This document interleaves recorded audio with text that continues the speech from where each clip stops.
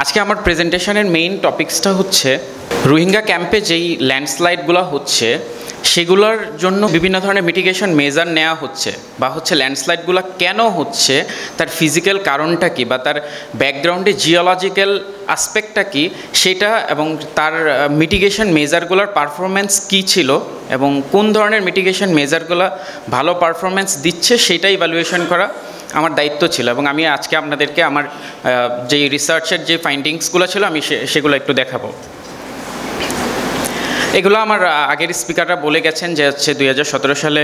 যেই রোহিঙ্গা ইনফ্লাক্স হয়েছে, তারপরে হচ্ছে একটা মেজর হচ্ছে একটা পপুলেশন হচ্ছে একটা এমন একটা এরিয়াতে এসে সেটেল করেছে যেই এরিয়াটাতে আগে কোনো ইনহ্যাবিটেন্ট ছিল না, এবং ওই এরিয়াটাতে পার্টিকুলারলি যেই কুতুপালং ক্যাম্পটা আছে ওই এরিয়াটার মধ্যে খুব বড় ধরনের কোনো ল্যান্ডস্লাইডের খবরও আগে ছিল না এবং হচ্ছে এরকম ধরনের কোনো নিউজও ছিল না। কিন্তু রোহিঙ্গাদের সেটেলমেন্টের পরে ইন এডিশন টু ল্যান্ডস্লাইড আরও যেই ক্যাসকেডিং হ্যাজার্ডগুলো আছে এইগুলার কারণে অলমোস্ট রোহিঙ্গারা সেটেলমেন্ট 2017 সালে সেটেলমেন্ট হওয়ার পরে 2020 এবং 21 সালের দিকে এসে যে ন্যাচারাল ডিজাস্টার পার্সপেক্টিভে ক্যাম্পের সাস্টেইনেবিলিটি নিয়েই একটা কোশ্চেন উঠে গিয়েছিল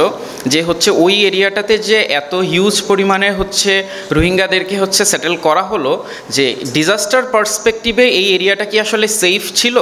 বা হচ্ছে এই এরিয়াটা যেটা আগে সাস্টেইনেবল এরিয়া ছিল এখন ডিজাস্টার পার্সপেক্টিভে ওই এরিয়াটার সাস্টেইনেবিলিটিটা একটা কোশ্চেনের মধ্যে চলে আসছিল। বাট 2020 এবং 21 সালের পর থেকে ক্যাম্পে যেই RRRCর সাথে যেই ইন্টারন্যাশনাল এনজিও এবং লোকাল এনজিওগুলো কাজ করতেছে এবং তাদের সাইট ম্যানেজমেন্টে এত বেশি কাজ হয়েছে, এবং হচ্ছে যেই কারণে আমরা দেখেছি যে অনেক ক্ষেত্রেই হচ্ছে যেই ল্যান্ডস্লাইডের যেই ইম্প্যাক্টটা ছিল এবং যেই রিস্কটা ছিল সেটা অনেক ক্ষেত্রেই কমে এসেছে। যদিও অন্য যেই ডিজাস্টারগুলো আছে ফ্ল্যাশ ফ্লাড এবং হচ্ছে উইন্ড বা স্টর্মের যে ইফেক্টগুলো আছে সেগুলো বেড়ে গিয়েছে, কিন্তু হচ্ছে ল্যান্ডস্লাইড ফিল্ডে যেহেতু ক্যাম্পের মধ্যে অনেক ধরনের মিটিগেশন মেজার নেওয়া হয়েছে, দ্যাটস ওয়াই আপনারা যদি একটু খেয়াল করেন এই ফিগারটাতে ল্যান্ডস্লাইডের নাম্বার অফ ইনসিডেন্ট এবং হচ্ছে ল্যান্ডস্লাইড এফেক্টেড ইনহ্যাবিটেন্টের সংখ্যাও কমে গিয়েছে টাইম টু টাইম। 2018 থেকে 2021-এর মধ্যে ল্যান্ডস্লাইডের যেই ইম্প্যাক্টটা ছিল সেটা আস্তে আস্তে একটু ডাউনওয়ার্ডের দিকে যাচ্ছে। কিন্তু এত মিটিগেশন মেজার নেওয়ার পরেও দেখা গিয়েছে যে অনেক ক্ষেত্রেই ল্যান্ডস্লাইড হচ্ছে, এবং মিটিগেশন মেজারগুলো কিছু কিছু ক্ষেত্রে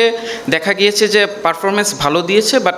অনেক ক্ষেত্রেই হচ্ছে মিটিগেশন মেজারগুলো ফেল করেছে। তো এখন আমি জিওলজিক্যাল পার্সপেক্টিভে কেন মিটিগেশন মেজারগুলো ফেল করেছে এবং ফিউচারে আসলে মিটিগেশন মেজার নেওয়ার আগে কী ধরনের স্টাডি করতে হবে বা কীভাবে হচ্ছে নিতে হবে সিস্টেমেটিক প্রসিডিউরটা, আমি সেটা নিয়ে একটু দেখানোর চেষ্টা করছি। এটা হচ্ছে 2021 এবং 20 এবং 21 সালের দিকে ক্যাম্পে যে হচ্ছে অসংখ্য ল্যান্ডস্লাইড হয়েছে তারপরে ক্যাম্পের অবস্থাটা আসলে কী ছিল। আপনারা যদি হচ্ছে এই ফিগারগুলো দেখেন তাহলে আসলে একটু আন্দাজ পাবেন যে হচ্ছে ক্যাম্পের অবস্থা আসলে কী ছিল। তো 2020 এবং 21 সালে আমরা আমাদের মেইনলি স্টাডিটা করেছি। 2020 সালে আমরা প্রায় 136টা ল্যান্ডস্লাইডের লোকেশনে হচ্ছে আমি নিজে একদম গিয়ে হচ্ছে ফিল্ড ভিজিট করেছি, এবং 2021 সালে আমি প্রায় 56টা লোকেশনে গিয়েছি, এবং এই লোকেশনগুলোর মধ্যে সুইটেবল 36টা লোকেশন থেকে আমরা আমাদের হচ্ছে সয়েল স্যাম্পল এবং হচ্ছে আমাদের যত জিওলজিক্যাল স্যাম্পল আছে আমরা সেগুলো কালেক্ট করেছি। এবং আমরা আমাদের জিওলজিক্যাল অবজারভেশন থেকে যেটা দেখেছি যে কুতুপালং রোহিঙ্গা ক্যাম্পটা মূলত, আপনারা যদি একটু ডান দিকের ফিগারটা খেয়াল করেন আপনারা এখানে দেখতে পাবেন যে এখানে দুটি জিওলজিক্যাল লেয়ার আছে। উপরের যে এই লেয়ারটা এটাকে আমরা বলি হচ্ছে রেসিডুয়াল সয়েল, এবং যে নিচের যে লেয়ারটা আছে এইটা হচ্ছে একটা সিল্টি স্যান্ডস্টোন। এখন দেখা যায় কি যে এই রেসিডুয়াল সয়েলটার চেয়ে এই নিচের যে লেয়ারটা আছে এইটার মধ্যে দিয়ে যদি কখনো পানি প্রবাহিত হয়, উপরের লেয়ারটা দিয়ে পানি প্রবাহর মাত্রা যে পরিমাণ, নিচের লেয়ারটা দিয়ে পানি খুব দ্রুত প্রবাহিত হয়, এবং দ্যাটস ওয়াই যদি বৃষ্টির পরে পানিটা যদি এই নিচের লেয়ারটার মধ্যে কোনোভাবে হচ্ছে প্রবেশ করতে পারে সে খুব দ্রুত হচ্ছে পানিটা পাস করে, এবং এই নিচের লেয়ারটার যেই স্ট্রেংথ, ন্যাচারাল যেই স্ট্রেংথটা থাকে সেইটা অনেক ক্ষেত্রেই রিডিউস হয়ে যায়, এবং নিচের লেয়ারটা যখন ফেল করে তখন আপনি উপরে যত ধরনের স্ট্রাকচারই করেন সেই স্ট্রাকচারটা আর থাকবে না, এবং সেই স্ট্রাকচারটা ফেল করে, এবং সেটা আমরা হচ্ছে ক্যাম্পের মধ্যে দেখেছি। এখন আমার ফার্স্ট স্পিকার হচ্ছে আপনাদেরকে একটা প্যারামিটারের সাথে একটু পরিচিত করিয়েছিল, সেটা হচ্ছে সেফটি ফ্যাক্টর। সেফটি ফ্যাক্টর হচ্ছে একটা ম্যাথমেটিক্যাল এক্সপ্রেশন, সেইটার ভ্যালু যদি লেস দেন 1 হয় তার মানে হচ্ছে ওই এরিয়াতে ল্যান্ডস্লাইড হওয়ার পসিবিলিটি থাকে,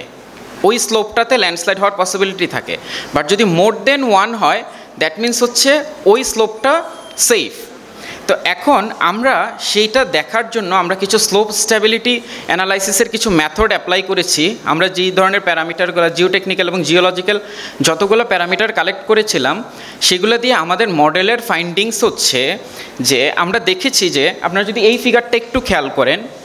যদি কখনো স্লোপ অ্যাঙ্গেল, যে আমরা যেই ন্যাচারাল যেই স্লোপটা থাকে স্লোপের অ্যাঙ্গেল যদি কখনো 40 ডিগ্রি বা 40 ডিগ্রির বেশি হয়ে যায় তাহলে সেটা ন্যাচারাল কন্ডিশনে আপনি ওটার উপরে ওভারবার্ডেন দেন বা না দেন,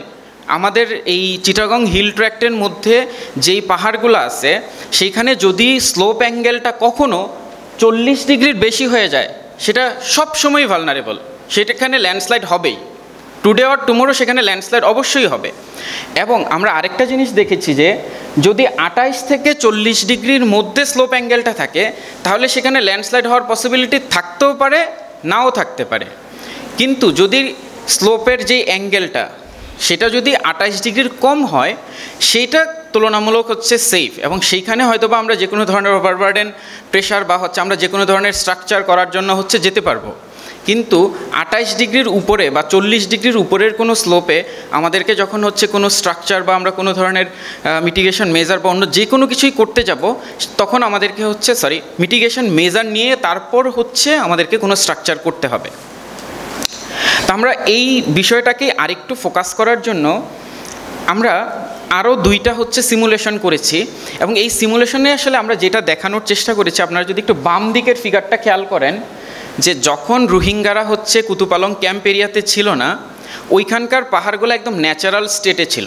ওইখানে কোনো ওভারবার্ডেন যে মানুষ যে ঘর বাড়ি করতেছে পাহাড়ের উপরে তার থেকে যে ইনডিউস লোড ছিল সেখানে কোনো লোড ছিল না, এবং সেই লোড তার মানে হচ্ছে তখন একদম জিরো লোড কন্ডিশন ছিল। তখন জিরো লোড কন্ডিশনে আপনি যদি ফ্যাক্টর অফ সেফটির ভ্যালুটা দেখেন সেটা 1-এর চেয়ে অনেক বেশি, 1.37। বাট যখনই আস্তে আস্তে হচ্ছে রোহিঙ্গারা হচ্ছে ওইখানে হচ্ছে সেটেল করলো এবং লোডটা বেড়ে গেল, এখানে 50 কিলো নিউটন বেড়েছে, এখানে 100 কিলো নিউটন বেড়েছে, আপনি দেখেন যে ফ্যাক্টর অফ সেফটির ভ্যালুটা অনেক কমে আসছে, অলমোস্ট 1-এর কাছাকাছি চলে আসছে। তার মানে তো এই কন্ডিশনে এইখানে হয়তো বা ল্যান্ডস্লাইড হওয়ার পসিবিলিটি অনেক গুণ বেড়ে গেছে, যেখানে আগে কোনো ল্যান্ডস্লাইড হওয়ার পসিবিলিটিই ছিল না সেই স্লোপটাই এখন রিস্কি হয়ে গেছে। এবং আমরা আরেকটা সিমুলেশন করেছি এবং ওই সিমুলেশনটাও এটা ফাইনাইট এলিমেন্ট মডেলিং সিমুলেশন, এবং এইটাও ঠিক সেম রেজাল্ট দিচ্ছে যে হচ্ছে কোনো লোড যখন ছিল না ভ্যালুটা 1.44 ছিল, কিন্তু যখন হচ্ছে লোড আসলো তখন সেই ভ্যালুটা 1.05 হয়ে গেছে। তার মানে কুতুপালং রোহিঙ্গা ক্যাম্পে যেই ওভারবার্ডেন লোডটা আসতেছে এই লোডটা অনেক ক্ষেত্রে হচ্ছে ল্যান্ডস্লাইডের জন্য দায়ী। দ্যাট মিনস হচ্ছে আমরা যে অ্যানথ্রোপোজেনিক ইন্টারভেনশনটা করেছি রোহিঙ্গাদেরকে ওই একটা ক্রিটিক্যাল এরিয়াতে সেটেল করে, সেইটা আসলে অনেক ক্ষেত্রে ল্যান্ডস্লাইডকে ইনফ্লুয়েন্স করেছে। তো এখন ক্যাম্পে অনেক ধরনের যেই RRRCর সাথে যারা কাজ করছেন, অনেক আইএনজিও এবং এনজিও, ওনারা অনেক ধরনের মিটিগেশন মেজার্স নিয়েছেন, যেটা আসলে অনেক ইনোভেটিভ মেজার্সও ওনারা নিয়েছেন। অনেক ক্ষেত্রেই সেই মেজারগুলো হচ্ছে সাকসেসফুল ছিল, বাট কিছু কিছু ক্ষেত্রে দেখা গিয়েছে যে মিটিগেশন মেজারগুলো অনেক ক্ষেত্রে ল্যান্ডস্লাইডকে প্রোটেক্ট করতে পারে নাই। তো এখন কেন পারেনি আমরা সেটার জন্য একটু আমরা মিটিগেশন মেজারগুলোর পারফরমেন্স ইভ্যালুয়েশনের চেষ্টা করেছি। এখন আপনারা যদি একটু খেয়াল করেন এইখানে হচ্ছে একটা আমার যেই ন্যাচারাল স্লোপটা ছিল সেইখানে আমি একটা ইন্টারভেনশন দিয়েছি, যে একটা রিটেইনিং ওয়াল দিয়েছি, এবং হচ্ছে আমি একটা জায়গাতে একটু বেঞ্চিং করে দেখেছি। এবং বেঞ্চিং করার পর আপনি যদি একটু খেয়াল করেন যে প্রথমে যখন হচ্ছে রোহিঙ্গারা সেটেলমেন্ট হয়ই নাই তখন আমাদের হচ্ছে সেফটি ফ্যাক্টর ছিল 1.131, যখন রোহিঙ্গারা সেটেল হয়েছে তখন সেই ভ্যালুটা কমে গিয়েছিল 0.871। দ্যাট মিনস হচ্ছে তখন ল্যান্ডস্লাইড হবে। আবার যখন হচ্ছে মিটিগেশন মেজার নেওয়া হয়েছে তখন আবার এই ভ্যালুটা ইমপ্রুভ করেছে কিছুটা, ইমপ্রুভ হয়ে 1.018 হয়েছে, কিন্তু 1-এর চেয়ে বেড়েছে, কিন্তু 1-এর চেয়ে খুব বেশি বাড়ে নাই। যে হচ্ছে সে যেই মানে এই মিটিগেশন মেজারগুলো যেই প্রোটেকশনটা দিচ্ছে সে একদমই মার্জিনাল লেভেলে দিচ্ছে। দ্যাট মিনস হচ্ছে এখনও সিগনিফিক্যান্ট প্রবাবিলিটি রয়ে যায় যে হচ্ছে ল্যান্ডস্লাইড হতে পারে, এবং আমরা সেটা হচ্ছে ফিল্ডে একটু ভ্যালিডেশন করার চেষ্টা করেছি। আপনারা যদি এই দুইটা স্লোপ একটু খেয়াল করেন, এইখানে হচ্ছে একটা ছোটোখাটো হচ্ছে রিটেনিং ওয়াল, যেটা আসলে রিটেনিং ওয়াল বলা যায় না আসলে, মানে স্ট্যান্ডার্ড ইঞ্জিনিয়ারিং প্র্যাকটিস এটাকে রিটেনিং ওয়াল বলে না, বাট ওনারা হচ্ছে এইভাবেই করছেন, যেহেতু হচ্ছে ওইখানে কোনো পার্মানেন্ট স্ট্রাকচার করার তখন অনুমতি ছিল না। এবং এইখানে একটা জিও ব্যাগের ফুল স্লোপ কাভারিং ছিল, এবং আমরা দেখেছি যে এই মিটিগেশন মেজারগুলো আসলে এনাফ ছিল না। আপনি যদি একটু খেয়াল করেন, এই যে আপনি এই জায়গাতে দেখেন মিটিগেশন মেজারটা ইনটেক রয়ে গেছে, এবং এইখানে মিটিগেশন মেজারটা নিজেই ফেল করে ফেলছে, এবং এইখানে দেখেন এইখানে মিটিগেশন মেজারটা ইনটেক রয়েছে, কিন্তু এইখানে মিটিগেশন মেজারটা নিজে ফেল করে এইখানে এই যে বাড়িগুলোর উপরে গিয়ে পড়েছে। এবং এই যে এই মিটিগেশন মেজারের ফেইলিয়ারটা দেখেন, এখানের স্লোপটা কিন্তু ইনটেক রয়েছে, কিন্তু এই মিটিগেশন মেজারের ফেইলিয়ারটার কারণে এখানে হচ্ছে একজন মহিলা মনে হয় মারা গিয়েছিলেন 20 ইয়ার্স ওল্ডের। আমি তখন একদম ক্যাম্পে ওই জায়গাতেই ছিলাম, কাছাকাছিই ছিলাম যখন এই ইনসিডেন্টটা হয়। তো আমাদের এই স্টাডি থেকে আমাদের একটা রিকমেন্ডেশনস হচ্ছে যে ক্যাম্প এরিয়া বা বাংলাদেশের যে কোনো জায়গায় যখন মিটিগেশন মেজারটা নেওয়া হবে, সেই মিটিগেশন মেজার নেওয়ার আগে যেন যেই স্লোপগুলো আছে ভালনারেবল স্লোপগুলোকে ডিটেইলড ম্যাপিং করা হয়, এবং সেখানে যেই জিওলজিক্যাল ম্যাটেরিয়ালসগুলো আছে, একটা স্লোপ যেই ম্যাটেরিয়ালস দিয়ে তৈরি সেগুলোর প্রপার জিওটেকনিক্যাল স্টাডি যেন করা হয়। কারণ জিওটেকনিক্যাল প্যারামিটারগুলো কি সেইটা না জেনে আপনি যদি হচ্ছে আন্দাজে গিয়ে হচ্ছে একটা রিটেনিং স্ট্রাকচার বসায় দেন, তাহলে সেটা আসলে সাস্টেইনেবল হবে না।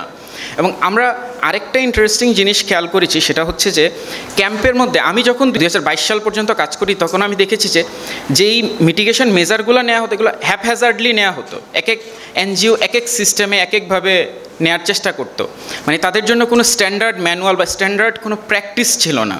তো এখন আসলে এই টাইমটা চলে আসছে যে আমাদের পুরো এন্টায়ার সিএসটি ডিস্ট্রিক্ট জুড়েই এবং হচ্ছে ক্যাম্প এরিয়াটাকেও হচ্ছে একসাথে করে যে আমরা হচ্ছে যদি একটা কম্প্রিহেন্সিভ একটা ম্যানুয়াল তৈরি করতে পারি, যে হচ্ছে আসলে এই ধরনের স্লোপ এবং এই ধরনের জিওলজিক্যাল ম্যাটেরিয়ালস হলে এই ধরনের হচ্ছে স্ট্রাকচার বা এই ধরনের মিটিগেশন মেজারটা বেটার হবে, এই ধরনের ম্যানুয়াল বা হচ্ছে একটা স্ট্যান্ডার্ড অপারেটিং প্রসিডিউরে যদি আমরা আসতে পারি, আমি আশা করি যে ফিউচারে ল্যান্ডস্লাইড রিস্ক অনেকটাই কমে যাবে। থ্যাংক ইউ আপনাদেরকে। আমার প্রেজেন্টেশন এইটুকুই ছিল।